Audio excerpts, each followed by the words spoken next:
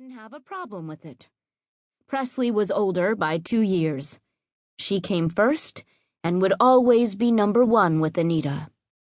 "I did my best by you," her mother said, suddenly defensive.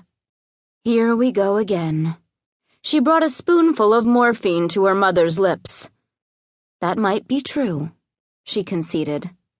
But it was also true that Anita's best fell far short of ideal. Until they came to Whiskey Creek, she and Presley had been dragged through almost every state in the western half of the country. They had gone hungry and cold and been left alone in cars or with strangers for indefinite periods of time. They'd even been forced to beg on street corners or at the entrances to malls when their mother deemed it necessary. "You never cut me any slack," Anita complained, snorting as she attempted to shift positions. Determined to preserve the peace, Cheyenne changed the subject. "Are you hungry? Would you like a sandwich or some soup?" Her mother waved dismissively. "I can't eat right now."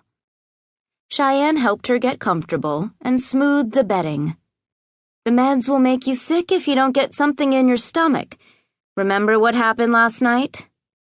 "I'm sick anyway. I can hardly keep anything down. And I don't want to put my dentures in. The damn things don't fit right. Where's your sister?" "You know where Presley is. She works at the casino." "She never comes around anymore." That had to be the painkiller talking. Not only did Presley live with them, she watched Anita during the day so Cheyenne could work at the bed and breakfast owned by her best friend's family. And as long as Presley didn't have the money to buy dope, she helped out on weekends too. She left a couple of hours ago. Already it seemed like an eternity to Cheyenne, and evidently Anita felt the same way. Growing more agitated, her mother shook her head. "No." "No what?" "I haven't seen her in ages. She's abandoned me. I'm surprised you're the one who stayed." It wasn't so unusual that Shy would be the daughter to come through for her in difficult times. She'd always been the most responsible in the family. She almost said so, but what was the point? Her mother would believe what she wanted. "She'll be here again in the morning." And as soon as she got home, she'd crash in her bed. "Can you call her?" "I'm here to take care of whatever you need. Why bother her?"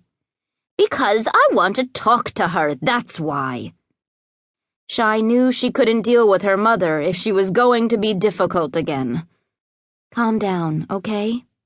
"I'm not acting up." She struggled to sit, but couldn't manage it. "Who the hell do you think you are? Where do you think you'd be without me anyway?" "That's what I'd like to know." She had a feeling she'd be someplace better. But that was the suspicion talking. She normally didn't say such things. Today the words rushed out before Cheyenne could stop them. Then they hung in the air like a foul stench. Her mother blinked at her. Her eyes, though rheumy with sickness, could still turn mean. But she'd lost the power she'd once wielded. She could no longer frighten Cheyenne. Thank God. Anita must have realized it wouldn't do her any good to rail, because she didn't let her temper boil over. Her voice became whiny. "You can treat me like this when I'm about to die?" There was nothing more the doctors could do. They'd prescribed liquid morphine for the pain and Ativan to ease the anxiety, and released Anita so she could spend her last weeks at home. Pancreatic cancer typically moved fast, but Cheyenne didn't think Anita had arrived at her final moments quite yet. Let's not despair too soon. "You won't shed a tear when I'm gone." Hoping to distract her, Cheyenne turned on the TV. "I'll heat up some soup while you watch Jeopardy." Anita caught her before she could walk out. "I've always loved you. I could have abandoned you, but I didn't. I kept you with